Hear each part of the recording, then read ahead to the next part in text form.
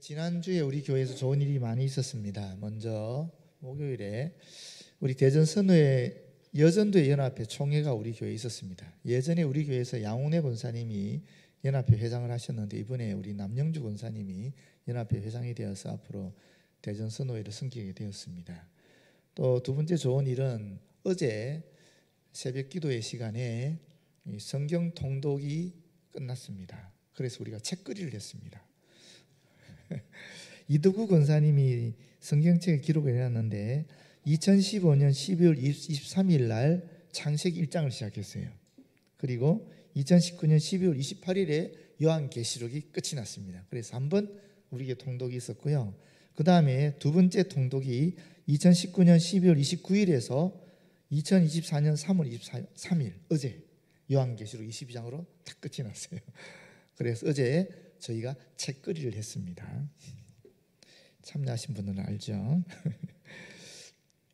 그 다음에 세 번째는 교사대회가 있었습니다. 우리가 작년부터 우리 교육위원회 안에 교육기획부와 교육지원부를 만들었는데 그 교육기획부가 이 기획을 해서 작년부터 교사대회가 이제 계속 시작되고 있거든요. 이번에 제 주제는 다음 세대 성장 여정 돕기 프로젝트. 제목이 멋있지 않습니까? 별 감동이 없으시군요, 여러분들은. 제목이 너무 좋은 것 같아요. 소제목이 교약교를 부탁해. 그래서 김정희 박사님이라는 분이 오셔서 MZ세대와 교사의 영성이라는 주제로 긍휼 훈련을 가르치셨어요. 그래서 이 내면적인 이 내면의 움직임을 알아차리는 그런 걸 가르치셨고요. 그 다음에 두 번째는 우리 교회 충남대 교수이기도 하신 최유현 집사님이 다름과 배려의 교육 실천을 위한 마인드 세팅이라는 제목을 가지고 다중지능 이론, 우리 인간의 다중지능이 8가지, 어떤 건 9가지라고 그러고 이렇게 있답니다. 그 다중지능 이론을 가르치면서 교사들에게 아이들을 대할 때에 개개인의 특성과 은사를 세우는 방향으로 가르쳐야 된다는 그런 주제로 또 특강을 해주셨어요. 어제 오후 1시부터 그 6시까지 교사들이 많이 참여하셔서 같이 강의도 듣고 또 소그룹을 모여서 토론도 하고 그런 아주 유익한 시간을 가졌습니다. 그리고 오늘은 우리 직교 연합예배 때 목자들 임명하는 선포가 또 있습니다. 하여튼 우리 교회가 이렇게 여러 가지 면에서 하나님의 성령의 그런 바람들이 불어와서 너무 좋고 감사하고 그렇습니다. 그러면서 오늘 말씀을 함께 보겠는데 성경에 나오는 이 우리 구원의 역사를 보게 되면 아주 간단합니다. 어떻게 간단한가? 인간은 끝없이 하나님을 저버립니다. 끝없이 아무리 사랑을 베풀어도.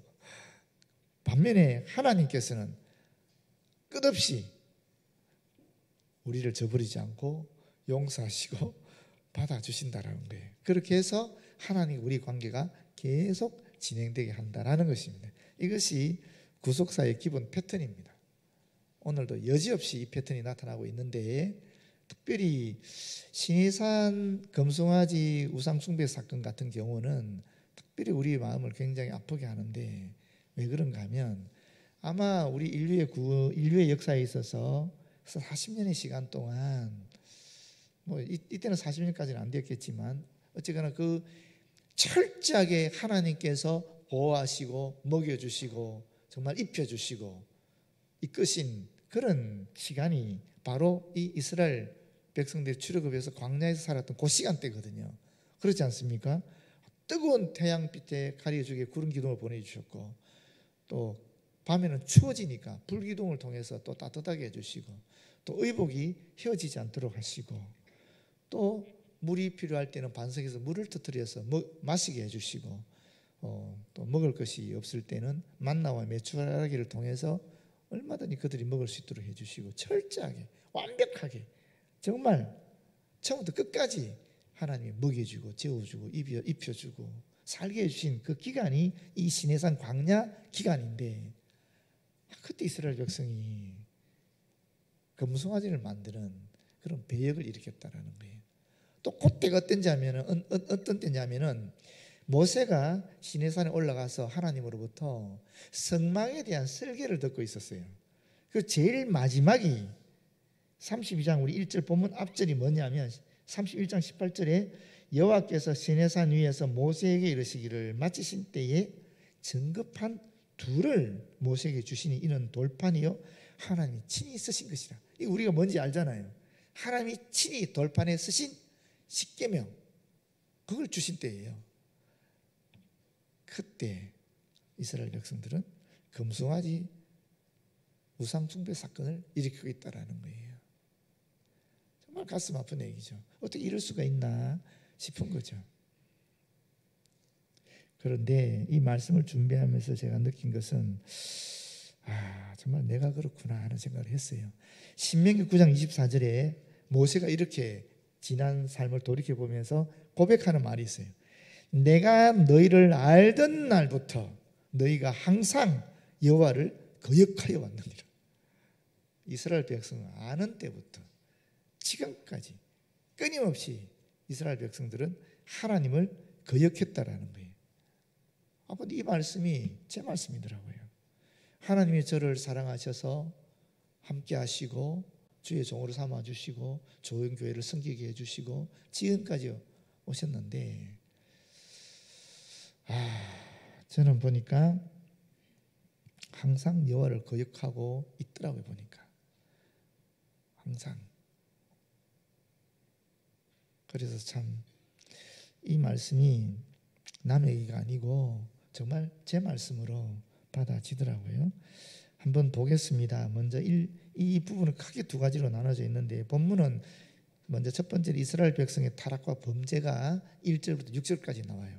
그 다음에 7절에 보게 되면 하나님의 분노, 진멸하시겠다는 그 분노와 그 뒤를 이어서 이제 10절, 11절, 12절, 13절 가게 되면 모세의 중보기도가 나와요. 그 다음에 14절부터는 그 뒤에 계속적으로 모세가 중보기도하고 하나님이 어떻게 이스라엘 백성을 용납한지가 쭉 나옵니다. 근데 저 본문을 다 읽을 수가 없어서 1절부터 7절까지만 했지만 그런 내용으로 구성이 되어 있어요. 먼저 첫 번째 이스라엘 백성의 타락과 범죄를 보시게 되면 1절에 이스라엘 백성들이 자신들을 인도할 신을 형상화하여 만들어 달라라고 요구하고 있는 내용이 나옵니다. 백성이 모세가 산에서 내려오며 더딤을 보고 모여 백성이 아론에게 이르러 말하되 일어나라 우리를 위하여 우리를 인도할 신을 만들라. 이 모세 곧 우리를 애굽 땅에서 인도해낸 사람은 어찌 되었는지 알지 못함이니라. 여기 중요한 내용이 세 가지가 나오고 첫 번째가 뭐냐면 우리를 위하여, 두 번째는 우리를 인도할 신을 만들어 달라, 세 번째는 모세, 우리를 애굽 땅에 인도해낸 모세가 어떻게 되는지 알지 못하겠다. 이 세 가지 내용이 나와요. 여기 의미가 있습니다. 먼저 우리를 위하여. 이 우상 종교의 특징이 이와 같이 우리를 위하는 거예요. 이 우리는 뭐냐면 나 자신과 내가 속한 집단만을 위하는 거예요. 그게 우상 종교의 특징입니다. 그런데 여러분, 그러면 기독교는 어떤 특징이 있는가? 하나님 우리가 어떻게 명령하셨습니까? 예수께서 정리하셨죠. 하나님은 사랑이시다. 하나님 우리를 사랑할 것처럼 우리도 사랑하자 얘기하셨잖아요. 그런데 그 사랑은 세 가지 측면을 가지고 있어요. 첫 번째는 뭡니까? 하나님을 사랑하는 거예요. 두 번째는 사람을 사랑하는 거예요. 세 번째는 모든 피조 세계를 사랑하는 거예요. 사실은 이 세 가지가 기독교에서 말하는 사랑입니다. 그래서 기독교를 보게 되면 하나님이 계시고 그 다음에 내 몸처럼 내 이웃을 사랑하고 그리고 더 나아가서 피조 세계를 사랑하는 것이니까 이 우상 종교와 이제 철저하게 이기적인 그런 종교를 넘어서는 거죠. 그게 하나님의 사랑이거든요. 그런데 이 이스라엘 백성들도 여전히 확실히 자기들만을 위해서 우상을 만들어 달라라고 얘기하는 겁니다. 두 번째가 우리를 인도할 신입니다. 우리를 인도할 신. 이걸 직역하면 우리들 앞에서 걸어갈 신들이라는 말입니다. 사실 우리말은 단수 복수가 또렷하게 구분이 되어 있지 않거든요. 나의 부인을 뭐라고 얘기합니까? 우리 마누라 그렇게 얘기하잖아요. 그 말이 안 되지 않습니까? 제 처가 여러분의 부인은 아니잖아요. 그렇지 않습니까? 그럼에도 불구하고 우리는 우리 말이 그런 게 있다고요. 그래서 이게 단수 복수 개념이 우리는 조금 약해요. 우리가 워낙 공동체적으로 살아가다 보니까 그렇게 된 것 같아요. 그러나 이 동네 히브리인들도 그렇고 저기 서양 애들도 그렇고 그렇지 않거든요. 얘들은 정확하거든요. 마이 와이프라 그러지 아우 와이프 하면 큰일 나는 거죠. 그거는 말도 안 되는 거거든요. 그래서 이 우리말로는 지금 여기 우리를 인도할 신이라 되어 있지만 사실은 정확하게 번역하면 신들이라는 말입니다. 그러니까 여호와 하나님만 받아들이는 것이 아니라 내가 여호와 하나님도 신으로 섬기지만 나를 위하는 신이라면 다른 신들도 섬기고 있는 그 모습을 보여주고 있는 겁니다. 왜 이들이 이렇게 이야기하는가? 좀 뒤에 더 구체적으로 나오니까 그때 말씀드리겠습니다. 그 다음에 세 번째가 지금 이스라엘 백성들을 이집트 노예 상태에서 구출하고 또 해방시키고 인도한 분이 누구죠? 하나님이잖아요. 여기는 뭐라고 얘기하고 있어요? 모세라고 얘기하고 있잖아요. 이게 상당히 심각한 문제인데 모세는 하나님이 사용하는 종이었거든요. 도구에 지나지 않아요. 그러나 이스라엘 백성들은 눈에 보이는 모세를 자기들을 이끈 존재로 보는 거예요. 여기 그러면 이 전체적 상황을 보게 되면 이스라엘 백성들에게는 눈에 보이는 게 중요한 거예요. 눈에 보이는 것을 요구하는 거예요. 그렇지 않습니까? 지금 모세가 시내산 올라갔어요. 거기서 한 40일 정도 있었거든요. 그러다 보니까 눈앞에 모세가 없는 거예요. 또 어떤 주석을 보게 되니까 이때 구름기둥, 불기둥도 시내산을 올라갔다는 얘기를 하더라고요. 성경은 정확하게 나타나 있지 않은데 주석에는 그렇게 돼 있어요. 하여튼 그렇게 되면 하나님 임재의 상징인 구름기둥, 불기둥도 지금 눈에 보이지 않는 거예요. 하나님이 우리와 함께 하신다는 그 증거가 모세이거든요. 그 증거가 구름기둥, 불기둥이에요. 자기는 눈에 보이지 않는 거예요. 보이지 않으니까 하나님이 우리와 함께 하시 않는다라고 얘기하는 거예요. 그러면서 우리 눈에 보이는 신을 만들자 하는 겁니다. 그게 지금 이 이스라엘 백성들의 요구예요.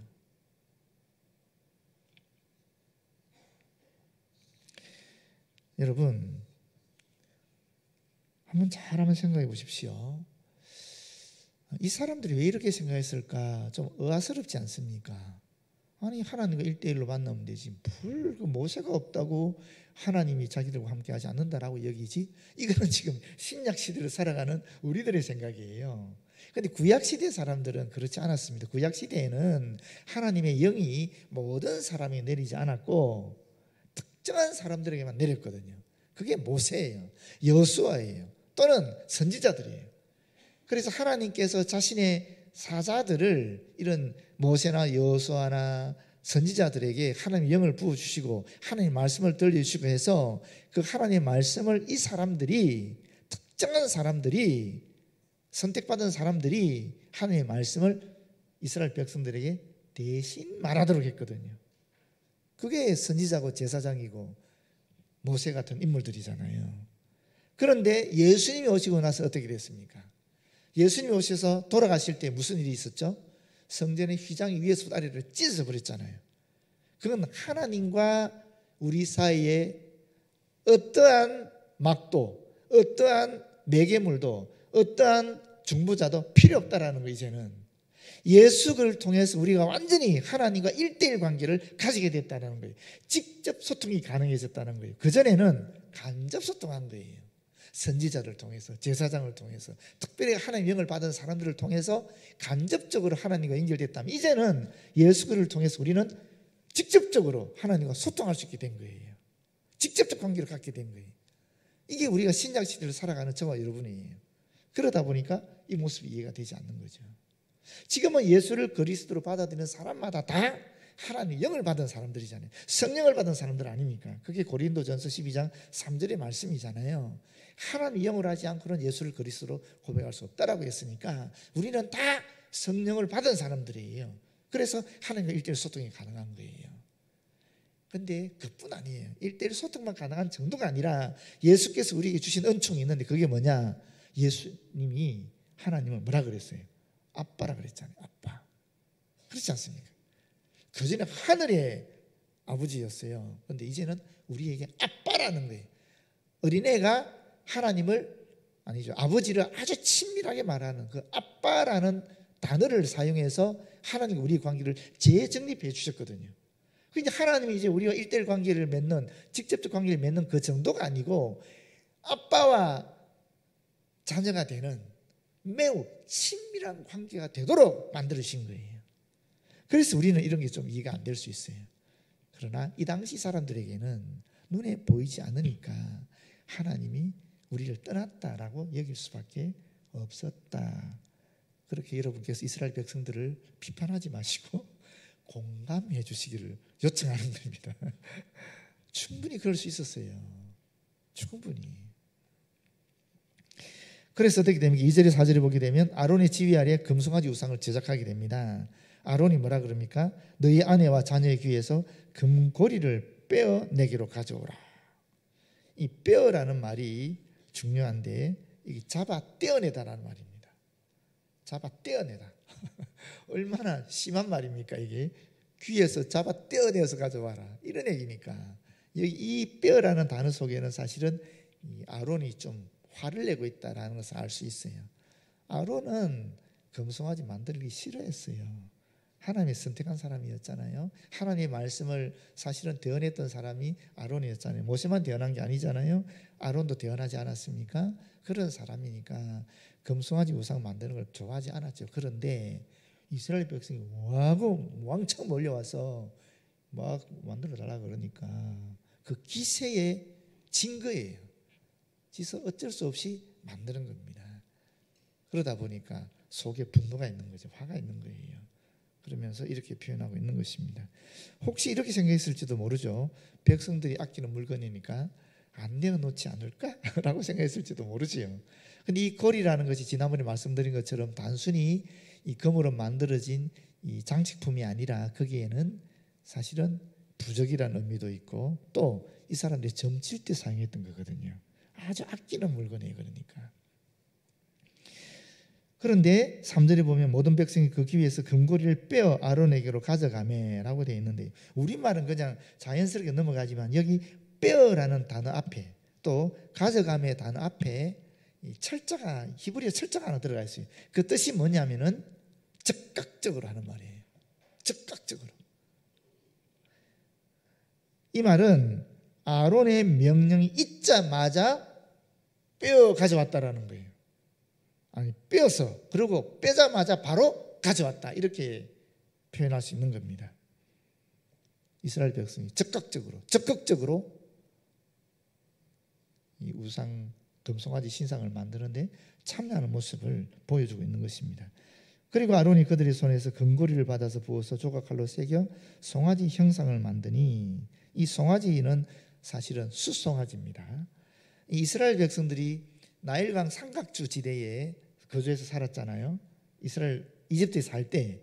그런데 그 삼각주 지대 지역 속에 멤피스라는 도시와 헬리오폴리스라는 도시가 있었는데 이 도시의 지역 신이 황소신이었습니다.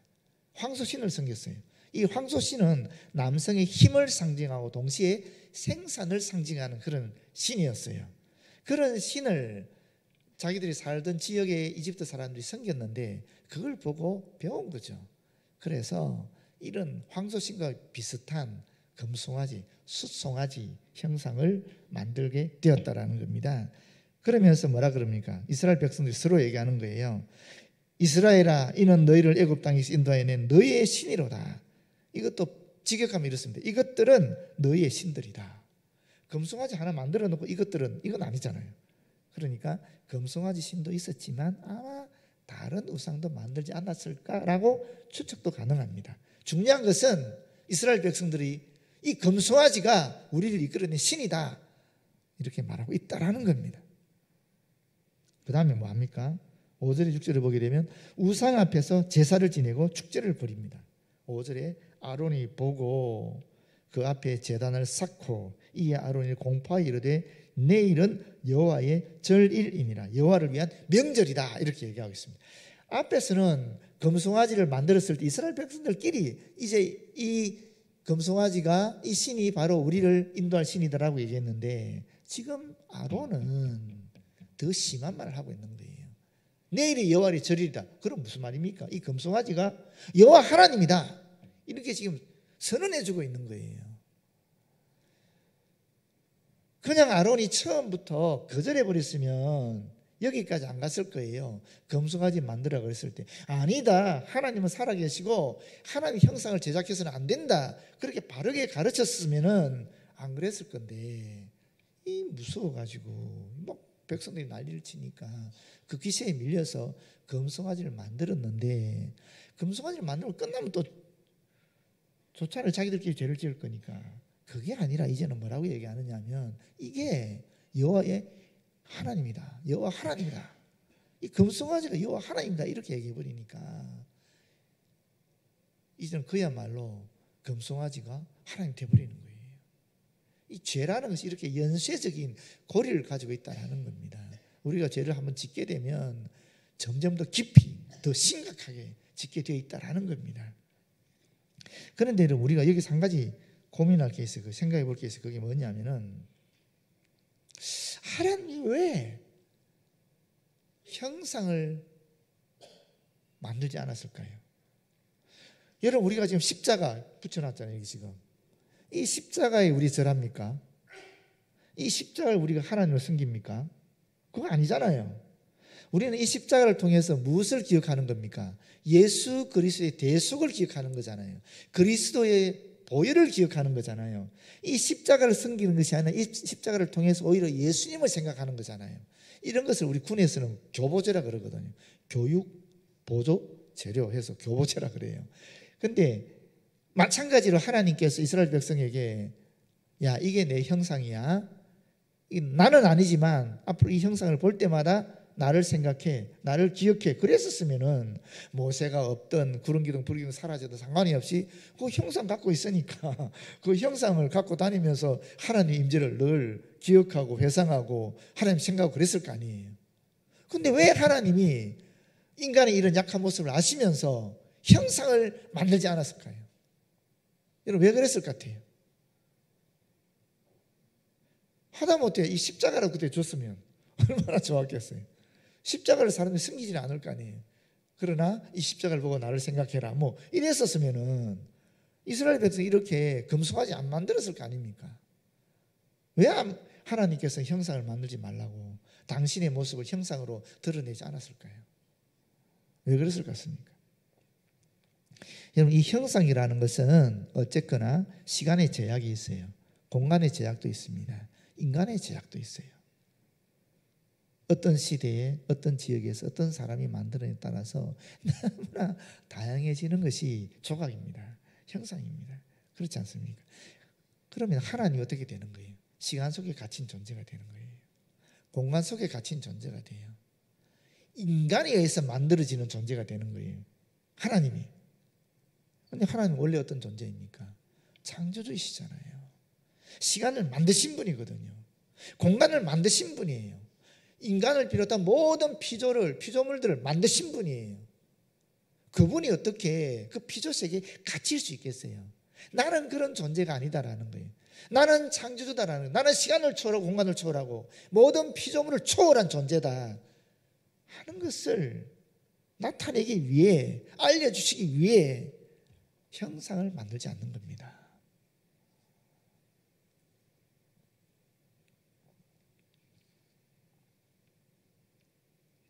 그러면서 6절에 보게 되면 이들이 이튿날 그들이 일찍 일어나 화목제를 드리고 번제를 드리며 화목제를 드리고 또 백성이 앉아서 먹고 마시며 일어나서 뛰놀더라. 먹고 마시며 취하여 일어나 뛰는 행위, 이것이 바로 우상을 섬기는 제사의 의식의 전형적인 모습이죠. 이게 뛰놀더라 하는 표현이라든지 또는 이 송아지, 숫송아지 형상이라는 표현을 보게 되면 분명히 여기서 엄란하게 난잡하게 놀았을 거예요. 이 뛰놀더라는 것이 그런 육체적인 접촉을 의미하고 있거든요. 포함하고 그 내용이 포함하고 있거든요. 아마 엄청 엄란한 난잡한 그런 행위들을 하면서 여기서 취해서 놀았을 거예요. 그렇게 돼버리는 거죠. 형상을 만들 때에 시간, 공간, 인간의 제약 속에 갇혀진 신이 만들어지면은 순전히 자기들을 위한 그런 신이 되어버리니까 자신들의 쾌락을 위해서 나타나게 되는 겁니다. 이런 현상들이. 사실 우리가 오늘 종교주일이니까 종교를 생각해 보면 그래요. 좀 이해가 안 되는 부분이 있어요. 유대 종교 지도자들이 왜 예수님을 거부하고 심지어 죽이기까지 했을까? 그 당시 이스라엘 백성들에게 400년 만에 나타난 그런 선지자가 있었어요. 그 선지자가 세례요한이 있잖아요. 온 백성들이 세례요한을 선지자로 인정했거든요. 그런데 세례요한이 뭐라 그럽니까? 나는 그리스도가 아니다. 나는 그분 앞서 그분을 알리기 위해서 온 사람이다 하면서 말라기에 있는 예언 그대로 합니다. 광야에서 외치는 자의 소리다라고 얘기하거든요. 그러면서 예수님을 향해서는 세상 죄를 지고 하나님의 어린 양이다, 메시아다라고 분명히 선포하거든요. 그 유대 종교 지도자들이 몰랐겠어요? 선지자가 그렇게, 예언자가 그렇게 선포했고 동시에 예수님이 하신 거 보십시오. 말씀의 권위가 있었어요. 그리고 귀신을 쫓아내고 병을 고치는 이적을 행했어요. 그렇지 않습니까? 그런데 게다가 종교주일날 아이들이 호산나 호산나 주님의 이름으로 오시는 찬양까지 합니다. 다 구약의 말씀 속에 예언되어 있는 것들이, 이 예언들이 그대로 다 성취되었으면은 유대 종교 지도자들이 그걸 알아차려야 되는 거 아닙니까? 알아차리지 못했어요. 왜 알아차리지 못했겠어요? 자기 눈앞에 있는 우상만 봤거든요. 그 우상이 무엇이겠어요? 자신들의 권세, 기득권, 물질에 대한 욕심, 뭐 여러 가지 될 수 있겠죠. 분명한 것은 하나님을 보지 못하고 바로 눈앞에 있는 눈앞에 있는 자기 우상을 보게 되니까 세상에 하나님 아들이 오셨는데도 불구하고 그걸 거부했을 뿐 아니라 심지어 죽이는 죄까지 저질러 버리는 거예요. 그게 저와 여러분의 모습입니다. 우리의 모습이에요. 우리가 하나님을 섬기다 그러면서도 내 눈앞에 있는 이익, 내 눈앞에 있는 물질에 대한 욕심, 내 눈앞에 있는 내 자존심, 내 눈앞에 있는 자녀의 축복, 내 눈앞에 있는 사람을 따라가거나 또 내 눈앞에 있는 어떤 조직이나 기관을 따라가게 될 때 똑같은 범죄를 저지르게 된다는 겁니다. 7절에 보게 되면 정말 이상한 말씀이 있어요. 여호와께서 모세에게 이르시되 너는 내려가라. 내가 애굽 땅에서 인도해낸 너의 백성, 이 너의 백성이 부패하였다. 지금 앞에서 설명한 내용입니다. 이스라엘 백성 이끈 분은 하나님이신데 이 백성이 모세가 자기를 이끌었다 그러니까 하나님이 너의 백성이다, 모세의 백성이다 얘기해버리는 거예요. 우리가 하나님을 섬긴다 그러면서도 요 눈앞에 있는 것을 놓치지 않고 요 눈앞에 이익을 쫓고 이 추구해 나가면은 내가 그 우상의 백성이 되는 거예요. 내가 사람을 쫓아갔으면 그 사람의 백성이 되는 것이고, 그 물질을 쫓아 물질의 백성이 되는 것이고, 어떤 기관을 추구했으면 그 기관의 백성이 되어버리는 거예요. 하나님의 백성이 아니다라고 주님은 이야기하고 있는 것입니다. 그게 종교 지도자든 정치 지도자든 좀 종교적 단체든 정치적 단체든 또는 다른 물질이든 자녀든 상관이 없이 하나님의 백성이 하나님 보지 않고 그 눈앞에 있는 그것을 보게 되면 하나님의 백성이 아니다라고 하나님 얘기하신다는 겁니다. 그러면서 하나님이 뭐라 그럽니까? 내가 진멸해버리겠다 라고 말하는 겁니다. 여기에 대해서 모세가 중보기도를 하지요. 그게 바로 11절 13절 내용입니다. 첫 번째는 하나님의 백성 맞습니다. 제 백성은 아닙니다. 주님의 백성입니다. 두 번째 뭐라 그럽니까? 12절에 보게 되면 살려주십시오. 비록 죄를 지었지만 이 백성 살려주셔야 다른 민족들이 하나님이심을 받아들이지 않겠습니까? 살려주십시오. 세 번째는 하나님께서 하신 언약을 기억하십시오. 아브라함에게, 이삭에게, 야곱에게 주신 그 언약을 기억하셔서 이 백성들을 살려주십시오. 이렇게 중보기도 하는데 그 중보기도를 하나님이 받아들여 주셔서 14절에 여호와께서 뜻을 돌이키사 말씀하신 화를 그 백성이 내리지 아니하였다라고 말씀하십니다. 이 모세의 중보기도 결과가 결국 하나님께서 진노를 거두시게 되었다라는 건데 이것으로 끝나지 않습니다. 이스라엘 백성들이 철저하게 회개하는 시간을 가진다라는 내용이 이 32장 15절부터 33장 11절까지 나옵니다. 어느 정도냐면은 금송아지 편에 쓴 사람들 쓰라 했을 때 3천 명이 썼어요. 하나님 편에 다시 돌아서라는 사람 싹 다 돌아섰어요. 이 돌아선 사람들 하여금 이 금송아지 편에 쓴 사람들 죽이게 해요. 자기 혈육을 죽이게 해요. 실제로 이 혈육 3천 명이 죽습니다. 그리고 자기들이 가지고 있는 모든 단장품들, 그러니까 우상 고리 같은 걸 다 끄집어내는 정결 예식을 그들이 행해요. 철저하게 회개하는 모습을 하는 게 보여져요. 그걸 보고 하나님이 결과적으로 어떤 일을 하시느냐 하면 시내산 계약을 다시 갱신하십니다. 다시 맺습니다. 그러면서 십계명 두 돌판을 다시 그들에게 주는 겁니다. 그래서 하나님의 백성으로 다시 삼는 것입니다. 여러분, 이것이 모세의 부흥입니다. 부흥의 사건입니다. 이스라엘 백성이 진멸할 수밖에 없는 그런 위기 속에 갔었을 때에 모세가 중보기도하고 이스라엘 백성이 회개하고 하나님께 나갔을 때에 하나님께서 그 백성을 다시 하나님의 백성으로 삼고 하나님의 백성으로 걸어갈 수 있는 그 십계명 두 돌판을 주는 역사가 일어나게 되는 것입니다. 여러분, 우리도 마찬가지예요. 우리도 이 땅을 살아가면서 이들과 같은 죄를 범할 수 있습니다. 바로 우리 눈앞에 있는 우상들 제거하지 못하고 하나님 섬긴다 그러면서도 또 사실은 내 관심과 내 모든 초점이 바로 내 눈앞에 있는 눈에 보이는 것들이 한정이 될 수가 있습니다. 그럴 때 모세가 중보기도 하셨듯이 예수 그리스도가 우리를 위해서 중보기도 하고 계십니다. 보혜사 성령께서 우리를 위해서 중보기도 하고 계십니다. 그 중보기도를 주님이 듣습니다. 하나님이 들으십니다. 그리고 우리는 그 중보기도를 기억하고 회개해야 되는 겁니다. 회개해서 이 우상을 제거하고 다시 주님 앞에 나아가게 될 때 우리 안에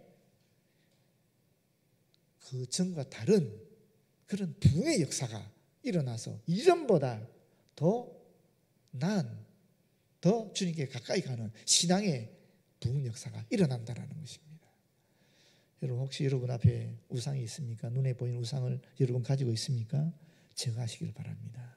그리고 예수님과 성령님의 중보기도를 여러분이 하나님의 음성을 들으시고 철저한 회개를 통해서 다시 부흥의 역사를 일으키는 그런 저와 여러분 되었으면 참 좋겠습니다. 기도하겠습니다. 주님, 감사합니다. 우리 안에 우리 개인의 내면의 부흥이 일어나도록 역사하여 주시옵소서. 우리 눈앞에 있는 제거하지 못한 우상들 알아차리게 하여 주시고 우리 예수 그리스도와 성령님의 중보 기도를 듣고 이 우상을 제거하고 주님 앞에 철저히 회개해서 온전히 하나님의 자녀로 다시 설 수 있도록 인도하여 주시옵소서. 예수님 이름으로 기도드립니다. 아멘.